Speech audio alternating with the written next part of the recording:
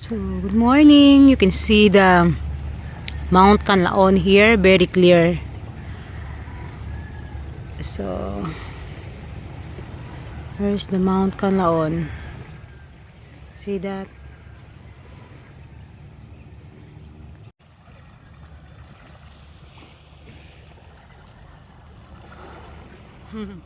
That is cool. That line, in the top of that clouds on the top of that Mount Canlaon. That is cool.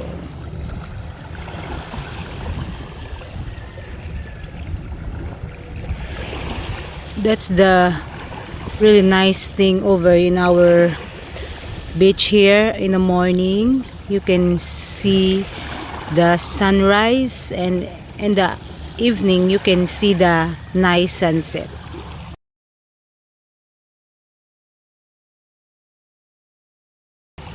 Pretty cool, huh?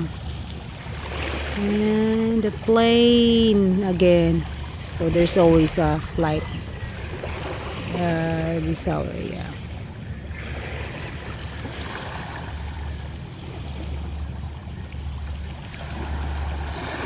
I love to see clouds formation.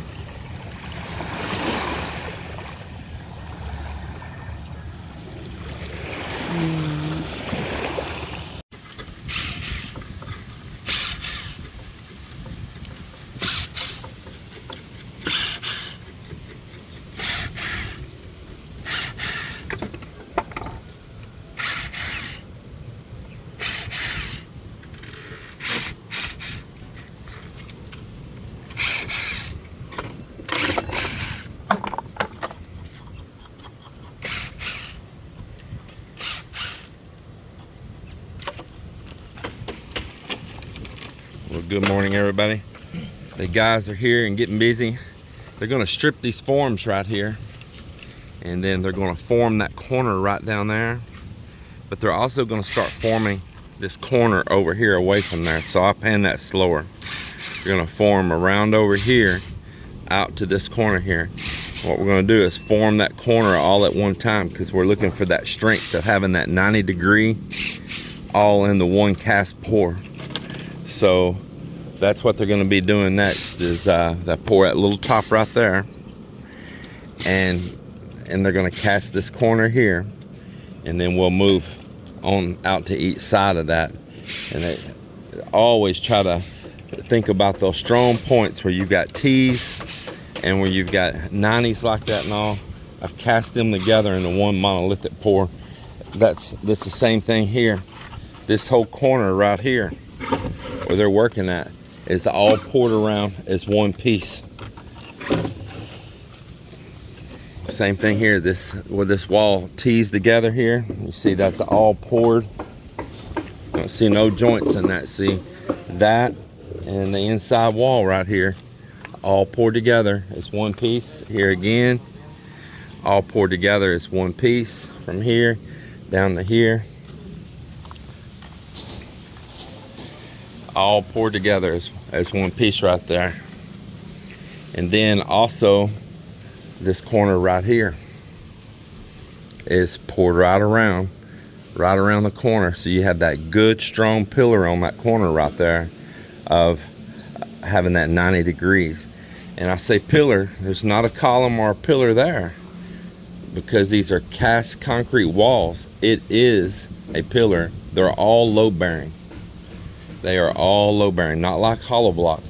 These walls can take a load anywhere on them. So no need for having to build a beam over the top, a header over the doors, a beam over the doors or over the windows.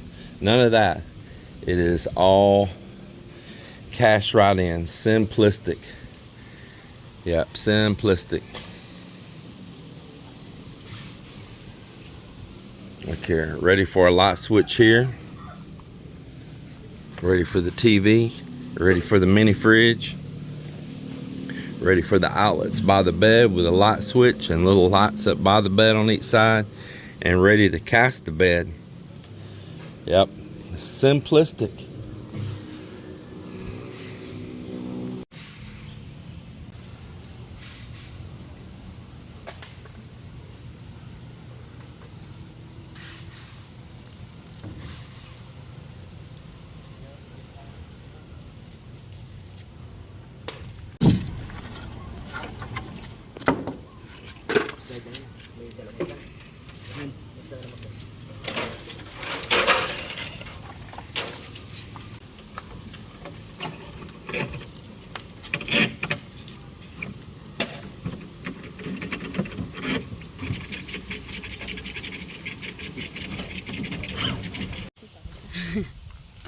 Look at this. Oh my God, it is so many. Nakita ano now? Yeah, just leave that one. So this is the, I have a video before that about this, that it is leaving the coconut, the coconut stamp. So the chicken have a feast again today. Yeah, so me and Angel were working here. I said I want to check the coconut. I mean that I leave one time here. I said, oh, just leave this one and let compose. And I put that we call that one, ano kanira dyan? Baka-baka. Bukan. We call it a bukan that really like to stay at the coconut. So this fertilizer or compost, we call the coco pit. Wow, it is so rich. Look at this, guys. So I asked Angel if she saw some this kind of coconut there and leave 2 or 3 of this baka-baka or bukan. I don't know what is that one in the English. So anyway, look at this. My plant's so happy with this. They totally ate it. No, Jill, no? No more, no? Ginanon data na, no? Wow, look at this. So this is the poop of that. So you see this? Oh, wow, I was so happy to see this. It is a free compost for us.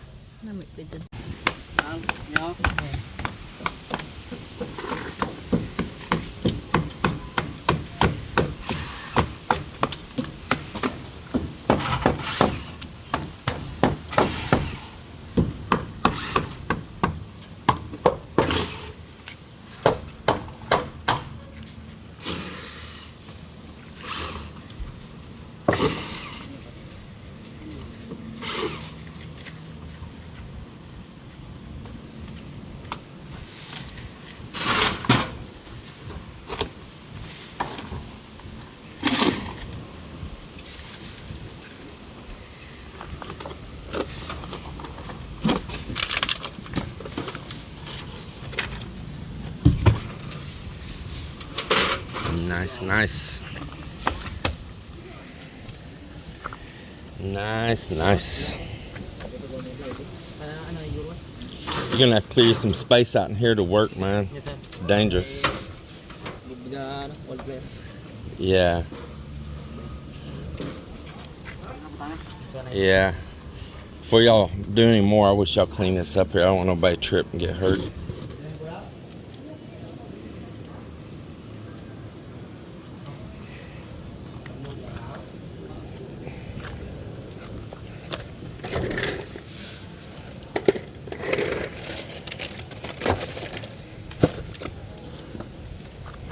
I'm gonna pull that bottom.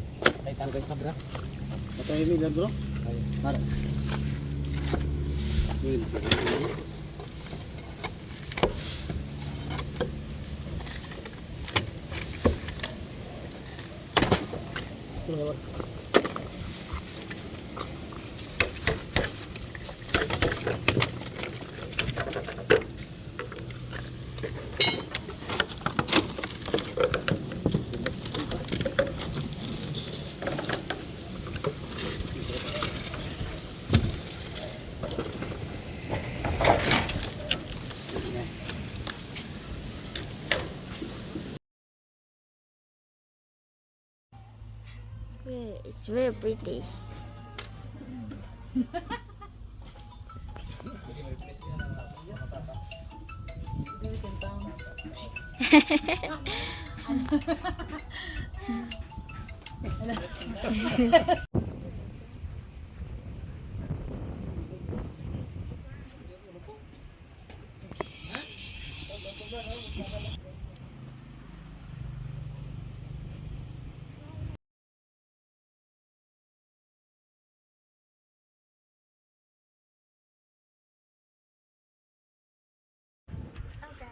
There we go. All right. Jesus, you guys are crazy. You're crazy. Yeah. May ticket naman now. Oo, hasta lang tayo dira ako. Ang 150 ang Atlas Pavilion. 60 hasta na natira. Ah, okay. Pero pa naman, mga lindera, makato sa cross 90, tatlo ka mo. Tapos alin sa cross, makato sa pavilion 60.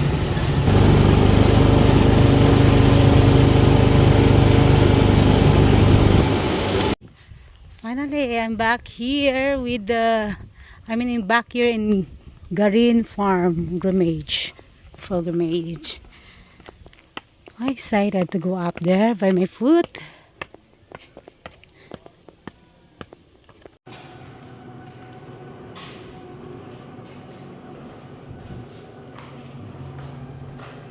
I'm wearing white.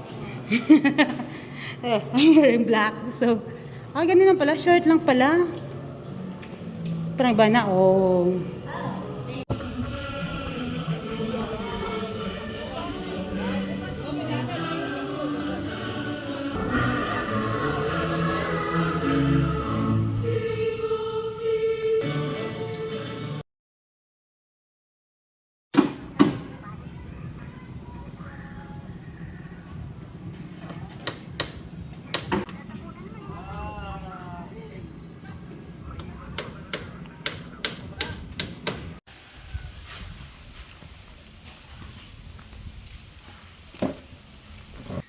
Good morning, everybody. Good morning to another day here beachside. Sunny day until it's gonna be a hot day. It's about 8:30 right now, and the guys are over here mixing concrete, but we're short-handed on workers, and they're wanting to pour this wall. Two guys didn't show up, and we decided that we're gonna jump in and help them out here. Pass that concrete across. So Melinda says she's grabbing a pair of gloves, and I think Angel's going to also, and I said me too, because they got to pass it down to the other end. And so we're going to jump up there and help them out, but I'm going to grab me something cold to drink here right now.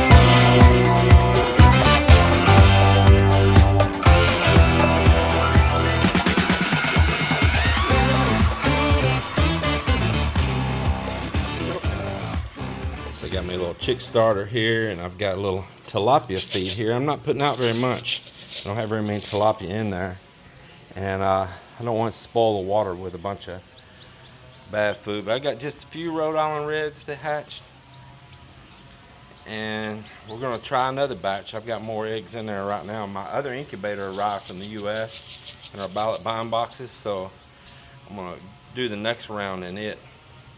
We don't mind whatever we get. It is not an issue here. We're not trying to survive on it.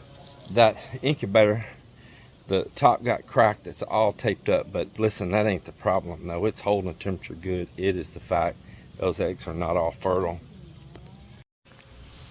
Look at that, look at that. It's a beautiful day. Good morning, boy. So it's coming along over there. It is, it is. Let's go down here and have a little look at it. First, I need to check on my little chicks in here. Let's see how they're doing this morning. Hello, birdie birds. Yeah, y'all look good. Let's take you out in the sunlight.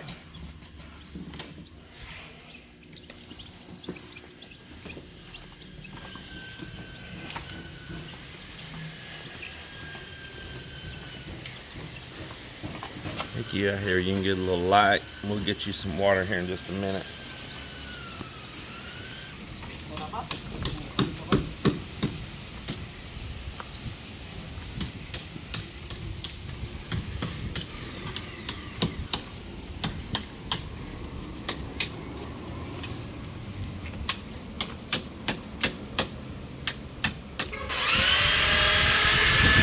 So I want to show you what my brother's doing here right now.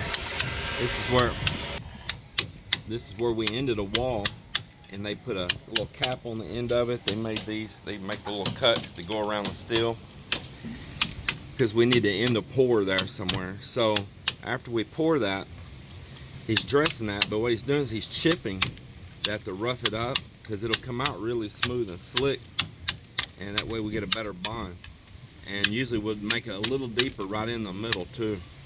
So that's another little definite thing you want to know, is to kind of chip up that surface where you're bonding them together.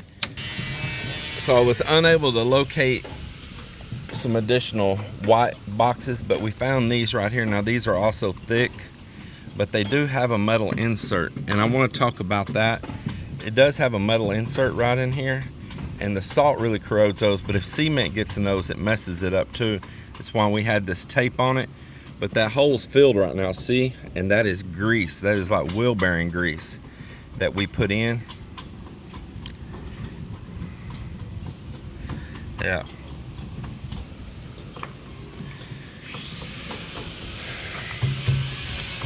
But what else I want to show is that, being that these boxes weren't as strong as those white ones, we didn't want it to cave in and get a figure eight like it's got a nice little sexy waistline. So we just took a little scrap of wood to spread that. But I want to talk to you about something that a commenter made. He was trying to have positive input, I'm sure, but I just disagree with it, and that's my right, and it's my vlog. I'm going to try and show here, but I mean, I'm sure it'll work what he said, but I just still choose not to do it. So I was talking about these electrical boxes here, and me putting this tape, and get away from that noise down, is why I came down here. Now, these are the white ones that are a little thicker, even it's stronger. It's a harder plastic, so we don't have to have no spread or nothing in here. But we're talking about putting this tape, and you see there's a little hole in the back of the box there and back here, and then you've got your thread where your screw goes. Well, these particular white ones here don't have a metal insert, so you can just use a coarse screw, like a wood screw or anything, that'll cut its own way pretty much through there, which is nice, because if you end up like tile work or anything where you've got to set your outlet out or your switch out, well, it's hard to always come up with those longer screws, but you can come up with it easy for wood screws. But those little fine thread electrical type, there's a name for them, and I'm drawing a blank. It's called age. They're not always easy to come by, longer ones and all. So it's real nice with these that just screw in the plastic, because you can just run it in. Now I'm going to digress back to what the commenter said. He said, when I was showing wrapping this tape and all this, he said, oh, you can just pack it wet sand and it's very effective. Maybe, maybe not. I mean, I see that, I see it. But let's just think about that. Say it's wet sand, and say the sand's settled. Maybe it didn't pack that good, and now you got a hole up here and concrete weeped inside. And also, is that sand going to protect if you have one of those boxes with metal threads in there, and the metal threads are exposed all the way to the back in here? Man, you don't want sand and the possibility of wet concrete slag. Remember, sand will let liquid pour through it. So wet concrete, the slag in it, the Portland in it with water can leach. And man, would you want to damage your little insert in there? And then later on you can't get your screws into your electrical, you know? We've already seen it. We already know what happens there. That's why on the ones that have a metal insert, we pack them with wheel bearing grease, and we just put this tape. Man, you don't have to mess around with a bunch of sand and all that and trying to hold sand and get the box up on the plywood. Imagine it, you got it packed and you're trying to put it up there and the sand falls out and all. Of course, not all sand's made equal either. What kind of sand are you using? You know, there's all kinds of sand, or whatever it formed from. So I really don't, I mean, the commenters are great, and sometimes they're wonderful comments. I'm sure that would work in a pinch, but I just personally suggest don't do that. This tape is effective. A good couple wraps of quality electrical tape. It covers this hole. It works like a gasket against the form, just like if you had a rubber gasket. It effectively covers that hole in the back there. And look, they're clean. Do you see a problem? Just 2 wraps of tape. And if you are using the ones that have a metal insert, a little dab of wheel bearing grease, man, you are golden, man. You are golden. Some of these guys have practical experience. So if you follow the commenters, you gotta think. Some of these know what they're doing. Some of these guys have done it real world, maybe on huge projects and all. And some have not. They're just jumping over from what they've seen on somebody else's video. It may not have been that effective. We don't know. We don't know. It may have been effective. And they're just regurgitating that information, and they've never done it practical in the real world themselves, you know, like we are here. So this is, from me, real world experience that I'm giving you firsthand, including where we've ran across little tweaks and mistakes along the line. Like, I knew how bad those little boxes are with those little supposed to be brass inserts, but they're really steel inserts with maybe a mega thin layer of some type of brass or tinning done on them, that it disappears in no time. And then you can't get a screw in that box, and the plastic is so brittle that the little ear in there where the screw hole is snaps off. That's why I suggest to look up that brand if you can order them, if you're over here in a country like this. And that is QPF is the brand. And these have been the best boxes. I bought them at City Hardware. Now I go there and I don't see them. I asked, why you don't have any more of those boxes? We sold out of them, sir. But now you got a whole bunch of these really cheap, lousy ones. It looks like you doubled your order on them and you cut your order on the others. So how that works in some of these stores too, these big box stores here, and I'm gonna speak of in the Philippines. I don't know about other countries everywhere, but it's kind of like in supermarkets. They're getting shelf space, okay? So a vendor gets a shelf space, and he has his reps that come out just like in a grocery store, man. I mean, I have friends that worked in supermarkets, grocery store, many of you probably know too, and it's the same way. So they're managing that piece of shelf space. They've basically won that spot, and so you're at their mercy of what they're gonna put up there. And it may not always be what you want. It's just what they managed to get, and that's what's being pushed in front of you. Kind of like media, you know. Kind of like media, you know. You have no other choice, and they push all over in front of you, and then you just accept it that this is what's available. But it's just because the vendor with the better product may not had as good a profit margin, or didn't want to pay so much to play their game, and so he got booted off the shelf by a lower quality product. And you may find yourself having to order it in, which don't take that long. If you'll pre-plan, you want to have most of your boxes. Down at that very end room, we ran short just a few because we had used the ones up that we bought for this over on another project. And I said, oh, I'll just run up here and get more, and surprised I didn't. So you try to buy your stuff up in advance. We bought a bunch of plumbing fittings in advance. We bought piping in advance, and drain pipe, and a lot of the main things that we know. We bought our doors in advance, so we know how to make this opening. You know, we had windows in advance, so we knew how big exactly to make these openings, to make sure they're square, and to give a little allowance for adjustment that can be easily caulked or plastered in. So that's another thing I wanted to share right there. So far this morning, I've told you about chipping it into those walls where they butt together, so you don't have a smooth finish like this door opening here, where you're going to start another wall against it. Chip it and make the chipping a little deeper right down the middle. So I hope you got that. And where you start another pour on top of a wall, when you pour the top of that wall, don't try to trowel it all smooth right at the top like a pretty finish, and then you got to build another wall on top of it, because then you're going to have to come back and chip it. Just leave it rough, leave the stones sticking up. So we got that. And then we covered again about the electrical boxes just now, about buying a quality box that's got thick sides. I didn't want metal boxes here. I know some of you are going to say, well, you can put, you know, metal boxes. I don't want metal boxes because I am here by the salt water. Salt gets in everything, even inside, and those boxes, even if they are supposed to be galvanized, they will corrode. So they're bringing over the precast. Bringing over, good morning. Good morning. They're bringing over the precast right there. So these pieces right here are going to go in right across the front right there. Right across up here, we're going ahead and getting all that in place, just like we already got these caps all put on.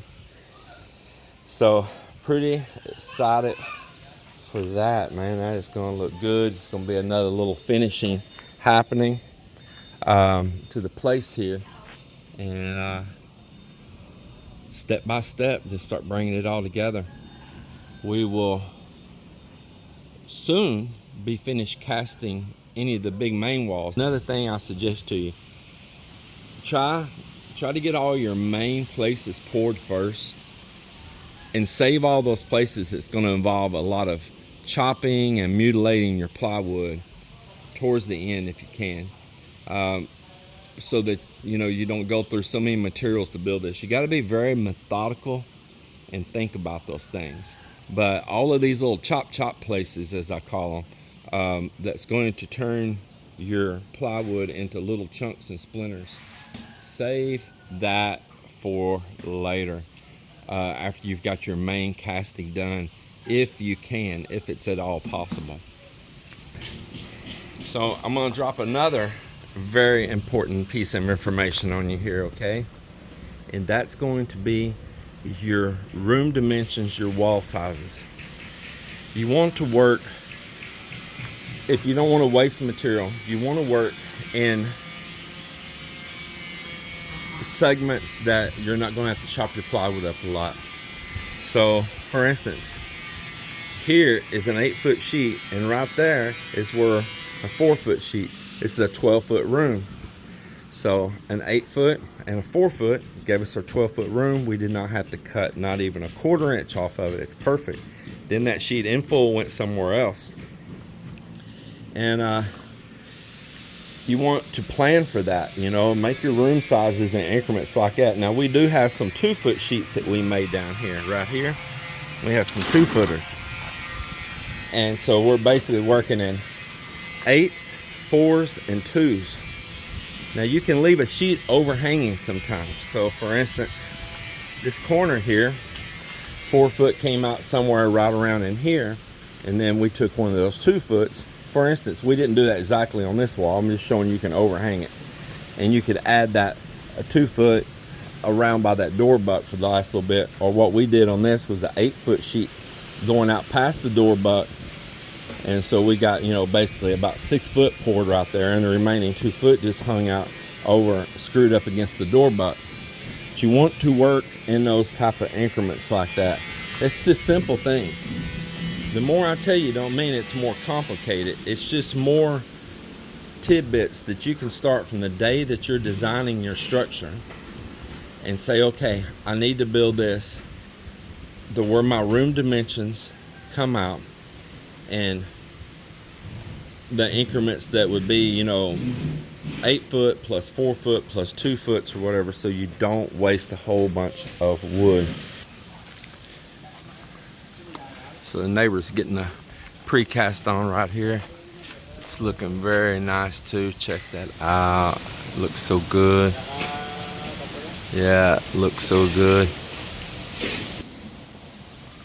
I'm trying to work ahead and get a bunch of this done as soon as we get the roof on this up here. I'll let him drill first.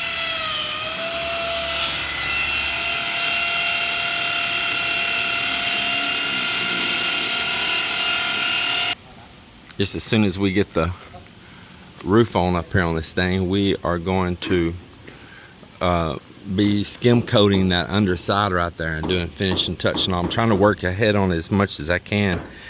There's a little bit of fill-ins that's got to be done over the top of those columns right there. I'll probably put Joel on that pretty soon.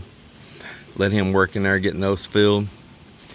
And like I say, I'll probably put Marvin underneath right there to start skim coating as soon as there's a roof up there on it. I mean, no hesitation. As soon as there's a roof, be underneath there skim coating. And as soon as we can get that skim coated underneath on the bottom side, and